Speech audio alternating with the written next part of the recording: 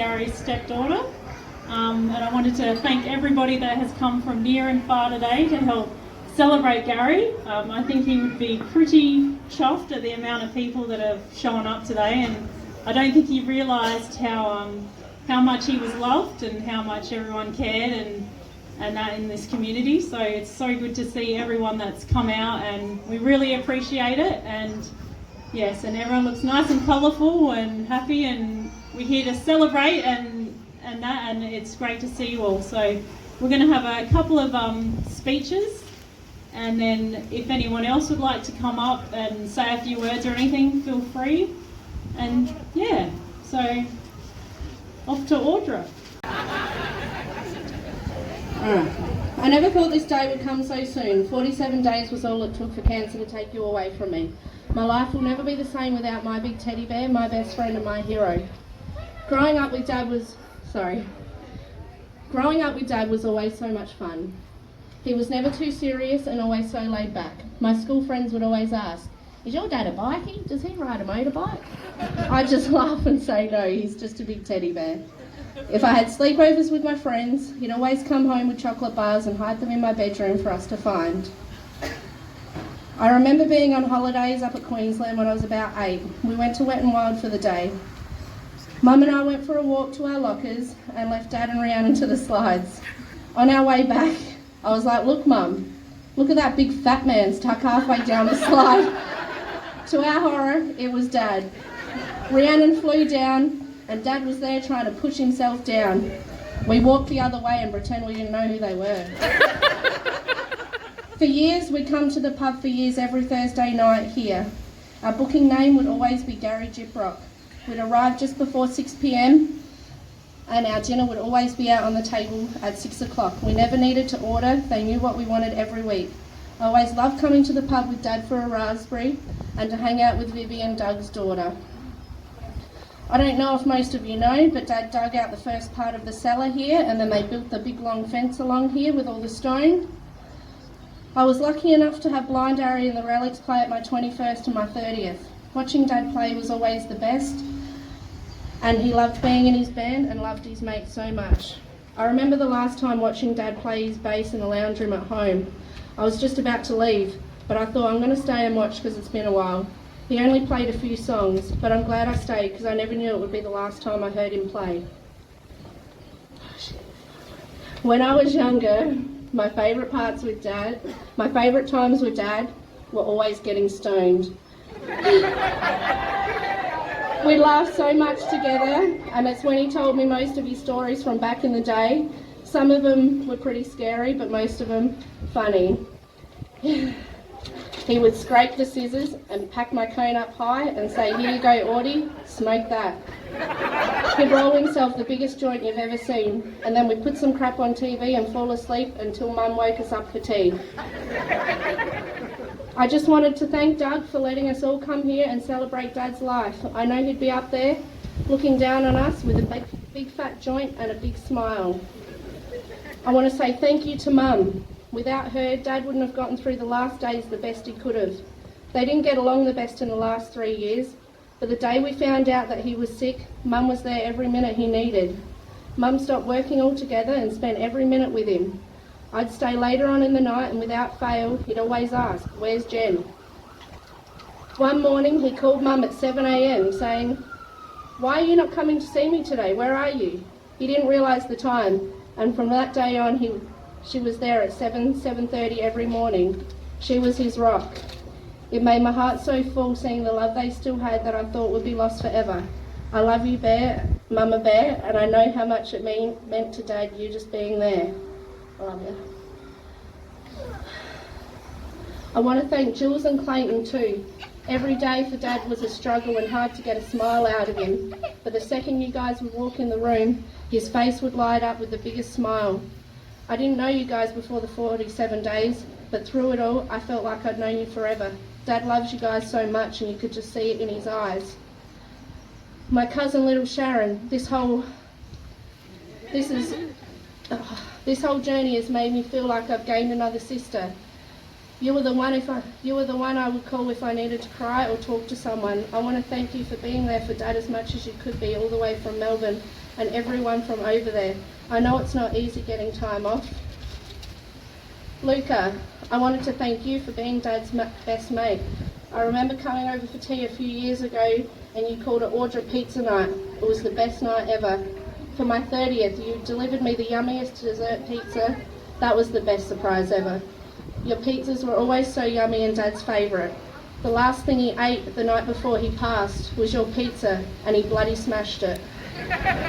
My Auntie Sharon, you're the glue that holds this family together. You've always been the best sister to Dad. You've continually offered so much support, love and kindness, and I know Dad will always hold you close to him. Thank you for everything you've done for us. My sister Rhiannon, I want to thank you for being the legend that you are and just being there for Mum and I, and you've done all the stuff at the end that was too hard for us, making all the calls and sorting stuff out. My two best friends, Kiara and Alex, I want to thank you for being there for me every day through all of this. And last, my partner Jake, I can't thank you enough for just holding me when I needed. Most nights I'd come home from being with Dad all day and I just cry myself to sleep. You were always there for me every second I needed, and you still are every day. A couple of times I'd rock up back in the afternoon at the hospital and you were already there with Dad. They got along so well. Dad loves Jakey, as he'd call him. Dad also had a soft spot for Marissa, my stepdaughter. Every time I'd take her over home, he'd fill her up with biscuits and chocolate. And if we seen him at his spot at the shops doing lotto, he'd always give her coin for a lucky dip. My dad was a fucking legend. I miss him so much, and I know he's here with us today. Raise your glass, smoke a joint, and enjoy your day. Love you, Dad.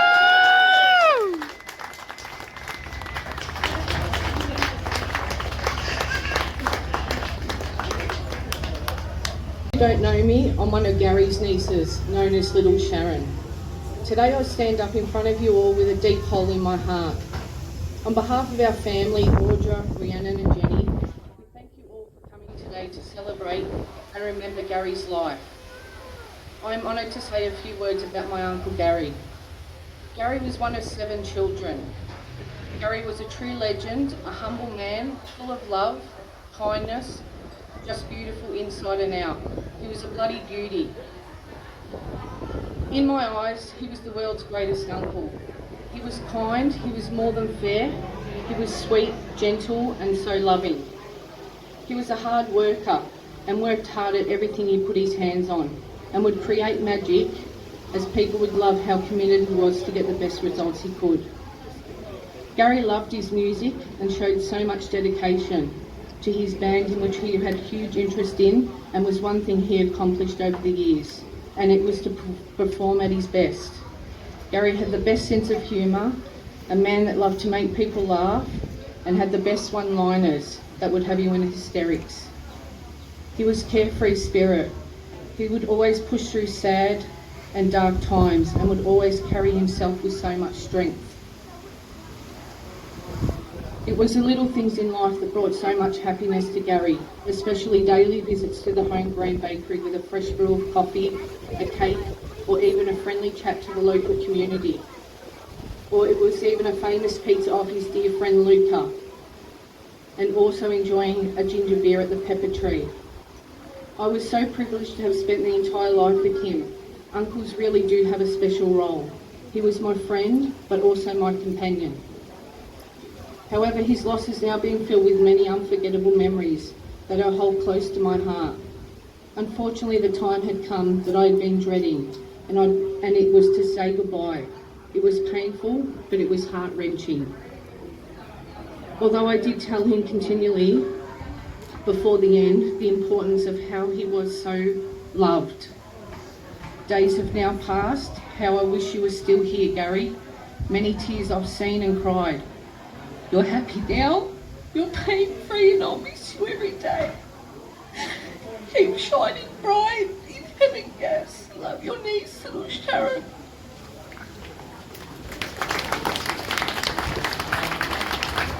So, hi, my name is Meredith, and I'm one of Uncle Gary's nieces. I rewrote this speech many times, trying to get it right, trying to relay memories, drinking another glass of wine for inspiration, and listening to music to recapture moments. But I have a lifetime of them that cannot be told in such a short amount of time. Over my life, Uncle Gary has shared the best and worst of his time. He's never had to hide anything in our family. And Uncle Gary set up his life in Salix and inspired those around him by being himself.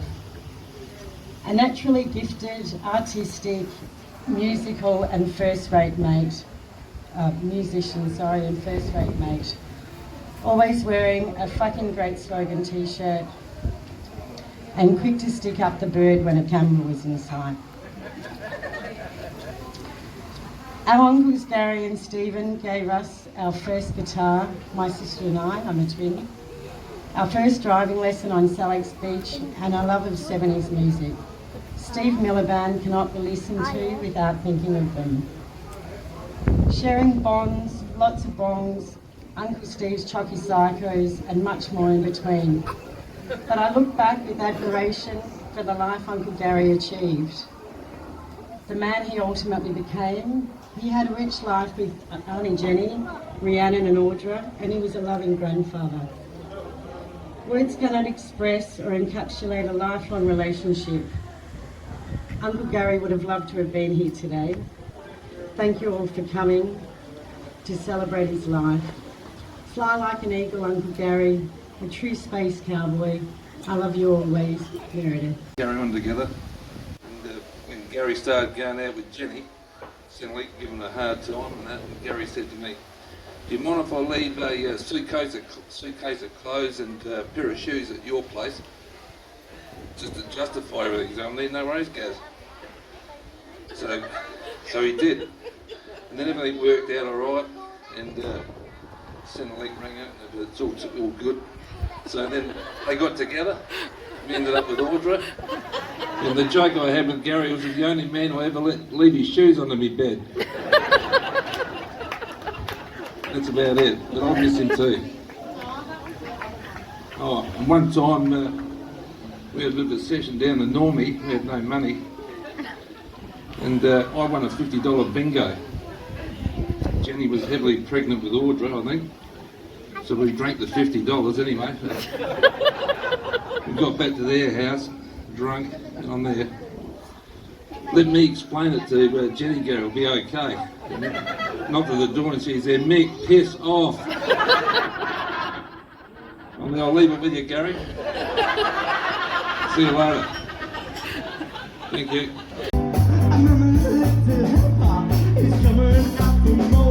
Strategically positioned for the midday show. Black at your slips, repeating no Bible. They can't act according, but all these empty threats about the honey that's been given and the money that they say.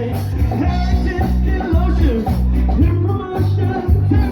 That black is paradise in the ocean. What's his name? She